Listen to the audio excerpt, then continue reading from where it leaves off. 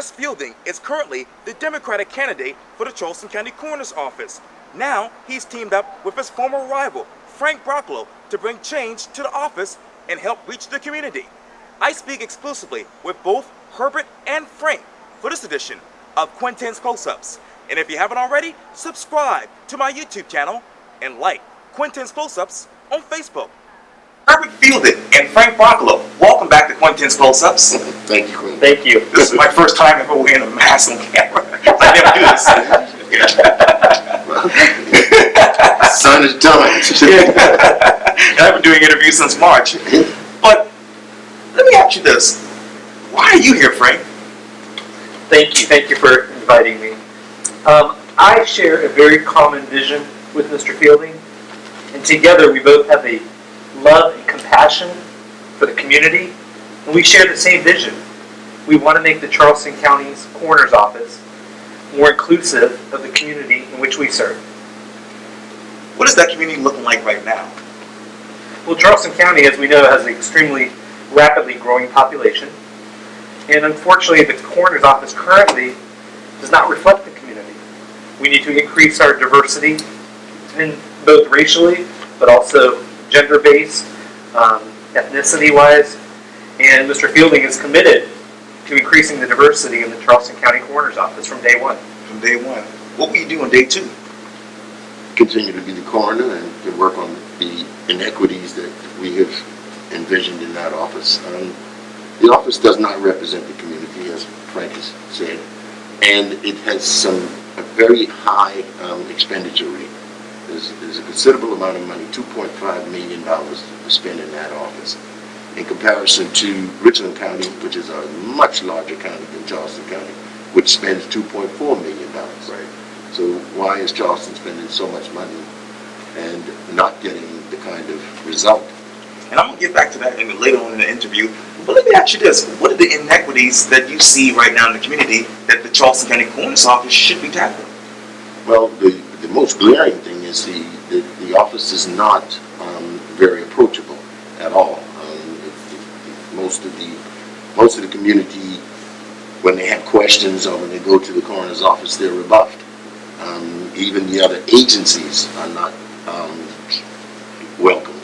And there's a plethora of information collected by that office that nothing is done with. And that is what is important to us, because we should not be concentrating on the death aspect of the office, but what the information can do for the living. Now, what type of information do they generally receive? Great question, Quintin. So, as you know, I'm a first responder. I've worked 19 years in Charleston County here. I'm a paramedic division chief. So every night I see the inequalities that are continuing to occur. And as we know, gun violence is still every night a common occurrence, whether you're in North Charleston or West Ashley or downtown. We've got to get a control on the gun violence and the senseless loss of young lives in Charleston County. Also, opioid addiction. It's still a major, major problem. We still have young people in Mount Pleasant, West Ashley, Ravenel that are dying unnecessarily due to opioid addiction. And then also infant death mortality. We still have way too many young children, and unfortunately a lot of them are in our lower socioeconomical areas of Charleston, and a lot of them are minorities, and young children are dying very young age senselessly, and we need to stop that. And the way we're going to do that is by community education with Mr. Fielding from day one that said he will enforce and encourage community education to prevent infant death mortality. And I'll get to those questions in just a minute. You talked about those socioeconomic areas. Where are they in Charleston County? I think when they're all over the place. We've got them in North Charleston. We have them right here in downtown Charleston where we are today. We've got them in parts of Mount Pleasant. I live on Johns Island. We have them on Johns Island. They're all over Charleston County. Charleston County. Mr. Fielding, let me get to you, because earlier this summer a lawsuit was filed by your opponent that, according to the Post and Courier, aimed to remove you from the ballot, and obviously that has been recently dismissed by a Charleston County judge. The newspaper wrote that the Republican candidate accused both the county and state Democratic parties of improperly certifying you. In that lawsuit, she asked for an injunction saying you don't meet the statutory requirements, that is, for the office. The judge wrote in his ruling that not having the training completed at the time of your filing, quote, did not affect his actual core qualifications for the office. What is the biggest difference with your training when you filed for this office to right now? Well, as I can tell you, I've completed the course, and I'm just waiting to take the test to get the certification. But the reason why my opponent tried to disqualify me was basically Charleston County has been Democratic since 2008. We voted democratically, and what they realized is, in a head-to-head going to the polls, I've got an excellent chance of defeating her. So she tried to eliminate me as a candidate because I have name recognition in the county and I have experience. And I have experience both. My experience mostly is administering in governmental agencies, in senior management in governmental agencies. But I also have the experience that comes from this funeral home. I have anatomy, I've taken anatomy and physiology, and I do understand the death side of the coroner's office, but I really want to concentrate on the living side of the office. Frank, let me ask you this. Why wasn't this obviously brought up during the primary? Which part? Yes, this lawsuit. Why wasn't it brought up during the primary, in your mind? Because I feel like Mr. Fielding is qualified, and that's why I did not file the lawsuit or challenge the results of the election. Because I think Mr. Fielding is qualified to be the next coroner of Charleston County. Charleston County. Now, let me ask you this, Mr. Fielding. Obviously, she mentioned the core qualifications. What are your core qualifications for this job? I think I've got 28 years of experience in state government and management in state government. At least 20 of those years were in senior management. I'm a veteran administrator. And when I say veteran administrator, I was a veterans administrator for employment. We met before. I have worked that job for probably 8 years. I've been successful at developing teams that work under me, and I always say people work with me because I'm going to participate in the process. I don't ask anybody to do anything I can't do. My qualifications for this particular position is I want to deal with the administrative side of the house and have qualified medical, legal investigators that will go out and do the investigations. And then we concentrate on using the information for the public. And I'll ask you a softball question, but how do you hope that this is going to work? Well, the two of us have gotten along even when we were running against each other. I came up in one strict rule. I don't run a dirty politics. I've never participated in a mudslinging game, and I won't. And we didn't. And we've got the right kind of views, and he has extremely well qualified for the medical side of the house. And Quintin, like Mr. Fielding said, I think we formed such a unique partnership. First of all, we kept the campaign very positive, which to both of us was important. We didn't want any mudslinging. We didn't want any negative publicity. That's not the people we are. We love the community, and we both want to make this community better. And second of all, like Mr. Fielding said, I think our partnership is perfect because we balance each other so perfect with his administrative experience with the Commission of the Blind, the unemployment, being a veteran, and then myself as a first responder, finishing up a master's degree in forensic science, and I'm already a certified medical legal death investigator. What a perfect partnership to have both the administrative side, the coroner being Mr. Fielding, and then myself helping out as one of the death investigators. Let me go back to June, 70-30. What does that tell you all? Well, just at that point, and I've said it to Frank, I think I had a little more experience in politics than he did. And that's just basically it. It wasn't a matter of I was so good or whatever else. It's just that I had a little more experience with politics. How good are you now? I'm fine. I don't blow my own horn too well. I understand. Yeah, I think I'm doing all right. Okay. And let me speaking of obviously law and legal issues, let me ask you this. When was the last time you testified in court? It's been several years. I testified actually before the Ethics Commission when I had a board member that was doing some things wrong. And I testified in that situation. And also when there was a lawsuit of the commissioner, I testified. And what were your findings? Well, as far as the board member, she was found to have been improper. In the other case, there was a settlement. So, and let me ask you this too, Mr. Fielding. How do you approach a crime scene when there are multiple victims involved?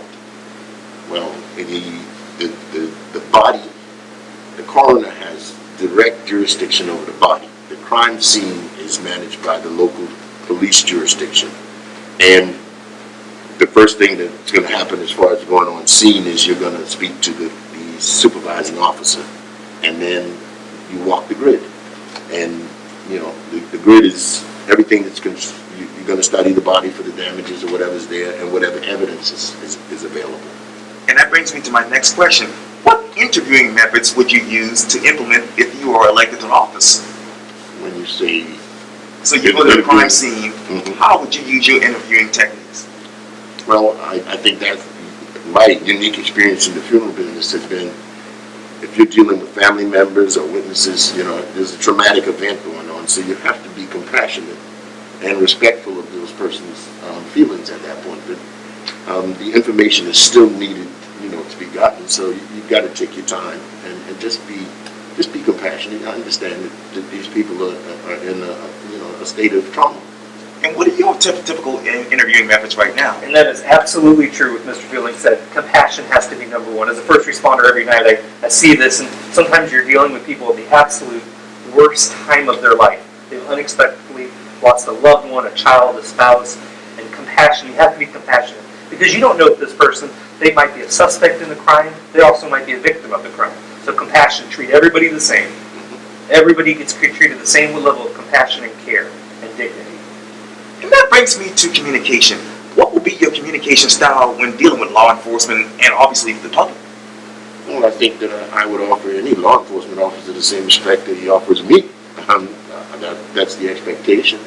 I don't think that, you know, at this point in time, I can tell you that there is a certain adversarial behavior between the coroner's office and other agencies, police agencies, and I have communicated with the chiefs that I want to meet with them and settle any differences and understand how we will approach the crime scene or any scene and what they should expect of us and what we would expect of them. And how would you retrain your employees to work with the law enforcement officials? Well, I think that, you know, that's what a manager has to do. If there's going to be a change of culture, it's going to start with me.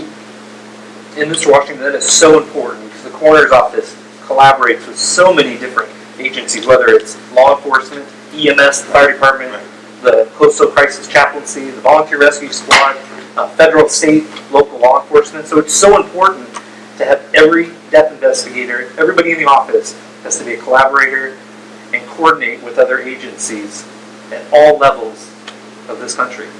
Let me turn to drug abuse. Obviously, that's a major issue in this community. What are the new problems and what are the new trends? Well, of course, everybody knows the opioid explosion.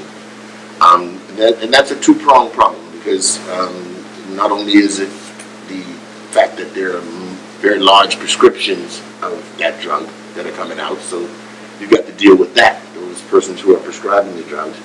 And then those persons who are using them need to be funneled in the direction of drug rehabilitation programs. That's basically, you know, and I may be oversimplifying at this point, but it really that's the two-pronged effort, and that information is collected by the coroner. The deaths that occur from opioid exposure, we need to have people out in the schools and in the community instructing people on the danger of participating in opioids, you know, over an extended period. And Mr. Fielding and I both agree that we need to release that. That needs to be public information. That needs to be on the website. It needs to be released to the public because the community needs to know. I don't think the community, most people do not have an idea of how bad the drug problem is right here in Charleston County. And Mr. Fielding, as coroner, is going to release that information. It's going to be public knowledge. It's going to be updated on the website because we want to be out there. We want to be out there in high schools, colleges, churches, community centers, letting people know how bad this problem is. And it might be your son or daughter. It also might be your next door neighbor that's dealing with this. And when was the last time that information was updated? It is updated on a yearly basis, but unless you went looking for the coroner's report, you wouldn't see it. It's not, you know, it's not promulgated to the public. It's really, it's written up in a report, and as to how many people die of all the different things, the causes of death. But it's not, pushed out to the public. And that information is very, very readily available if you want to give it out. For example, the medication, the antidote that we use for opioid addiction is called Narcan. Every time that's administered, that's kept track at the Charleston County level, both by EMS as well as law enforcement. There's a database that keeps track of Narcan administration within Charleston County. That's updated in real time, and that information can be disseminated appropriately if Mr. Fielding's elected coroner. And when you look at the 2018-2019 season, what do you look at when you look at Narcan? What do I look at?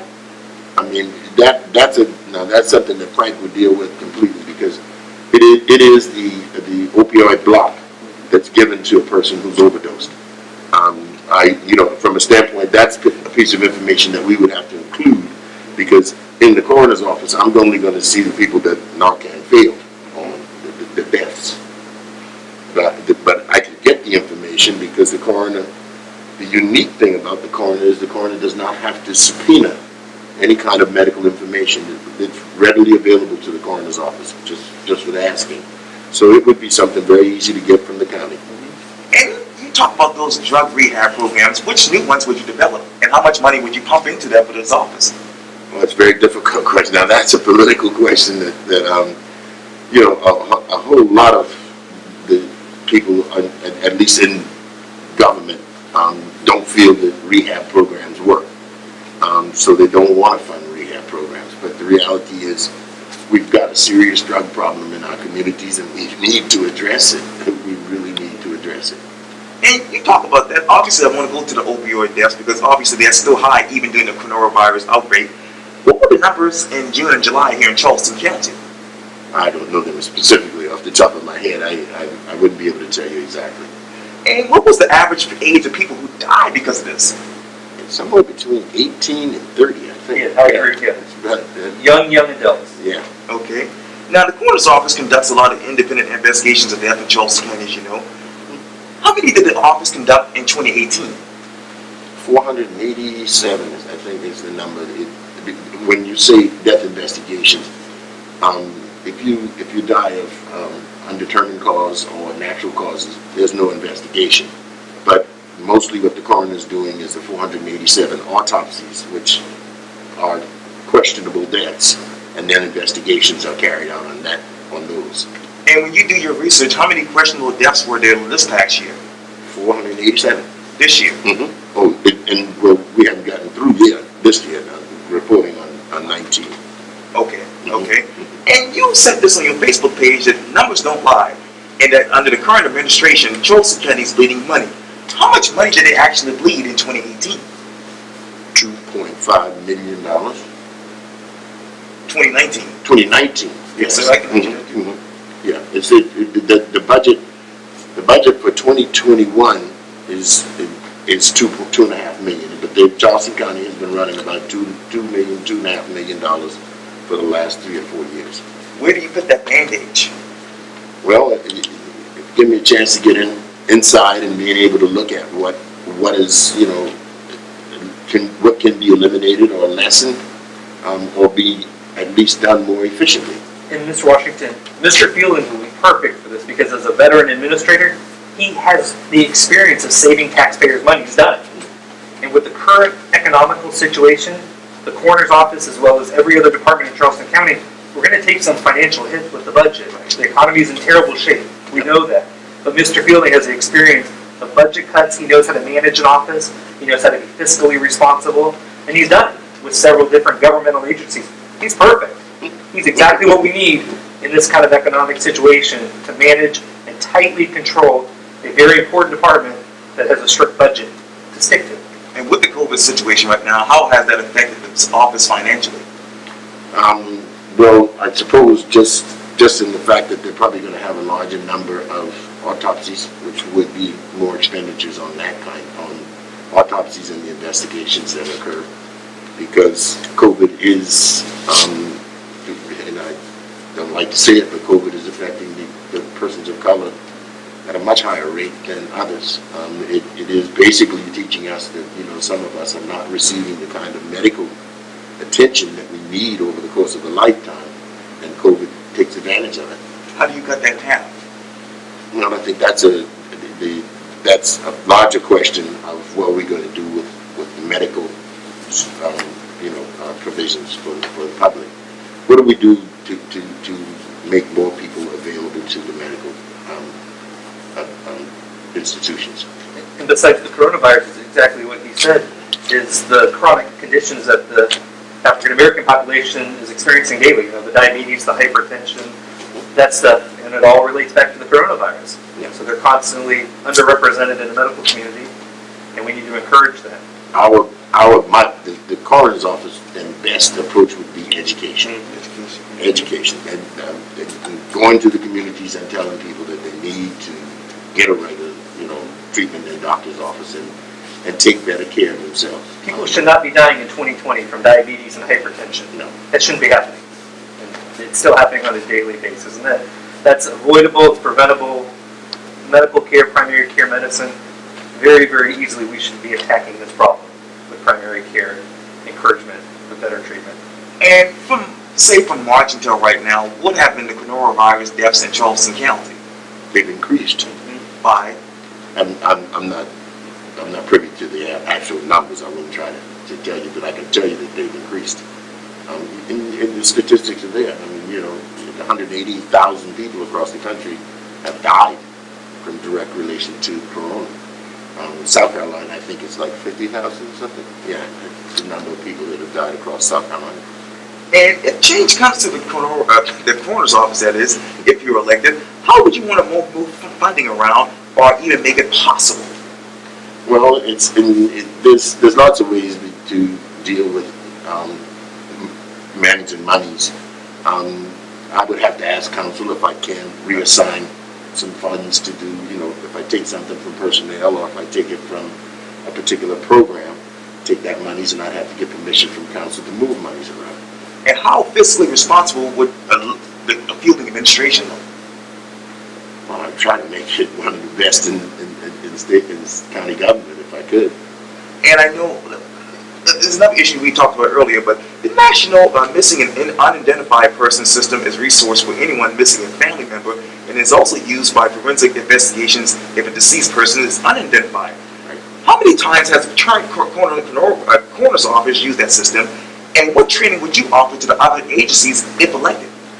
The coroner's office has access to an odontologist, the dental person, and an anthropologist to study remains that have gone to skeleton. I think, and I'm guessing, but it's like 5 instances that Charleston County has done in the last year that have been incapable of determining who they are. And let me ask you this too: how has it been for as you as coroner candidate, and how has it affected your view on your own mortality? Well, I think I've had those thoughts for a long period of time. I've been here all my life. I've seen death over the course of my life, so it hasn't really changed my opinion of it. I don't know what it is. I just know it's coming. And let me ask you this too, Mr. Fielding: how would you improve the quality forensic services for Charleston County?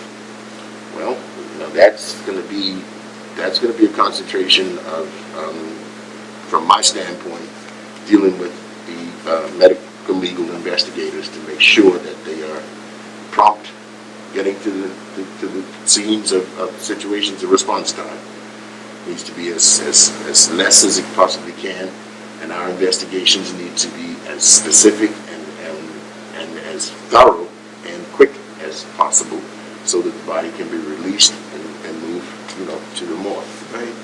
What visionary projects and improvements do you have in mind for the coroner's office in order to meet those community needs and meet the national standards? Well, I'm thinking right at this point, I don't know exactly what database they're using, but I've been looking at some of the other counties in North Carolina and South Carolina.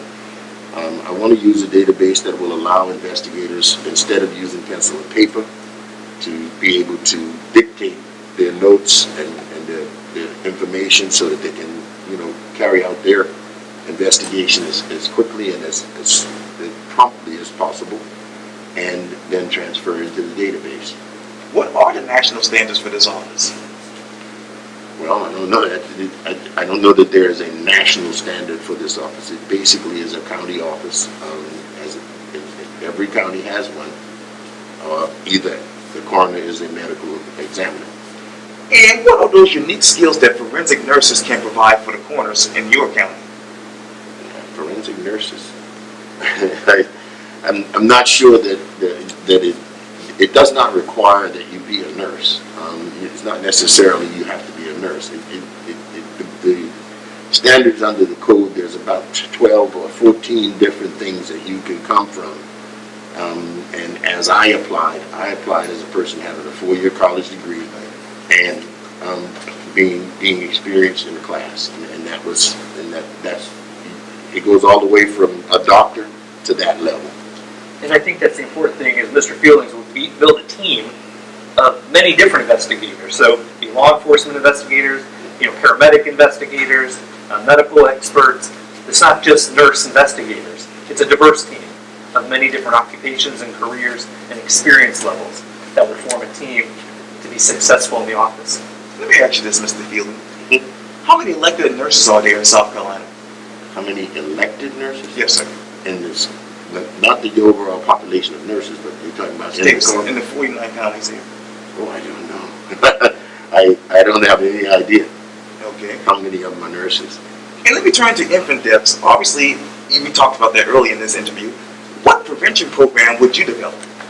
Well, the most important thing about infant deaths is prenatal and postnatal care. The bottom line is, in a lot of instances, they attributed death to SIDS, sudden infant. But that's starting to change. And it really is a question, because I go all the way back to Fritz Hollins when South Carolina had one of the highest infant mortality rates in the country and almost in the world. It still comes back to socioeconomic questions about medical care of an infant, and that's the point. That's where it comes from. So it's got to be addressed where persons of limited means can access good postnatal care. What questions do you have in 2020? Questions that I have about That. So, yeah, so. well, I'm a Democrat, so I think that we ought to be working on providing some kind of universal health care. And COVID is teaching us a lesson right now. It's taken over, and some 80% or 70 or 80% of the people that are dying from this thing are common. And let me talk to you about the infant deaths, because obviously you have to go to those scenes as well. How would you pre-dispatch someone to the hospital? Well, in the current system right now, once the dispatcher gets a call of a death, then they're going to call the coroner's office, and the person on call is going to report to the scene. And how would you pre-dispatch someone to that scene? Well, the one thing that you're taught in the medical legal course is you want to ask those questions. What is the scene? Where is it? Do I need boots? Do I need, is it raining out there? You want to know what scene you're going to so that you can carry the proper equipment to do the tests that are necessary.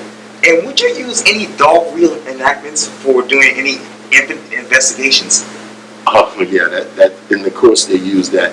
They use a doll in the investigation process. They use a doll when they're talking to a witness as to show me what happened, or how was the child blaming, or that kind of stuff.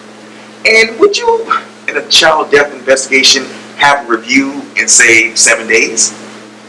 I will try my best to ensure that the information is collected promptly, turned in, and there's always toxicology is going to be another agency, so that's going to slow things down. But I would try my best to make sure that the process is not dragged out in any way.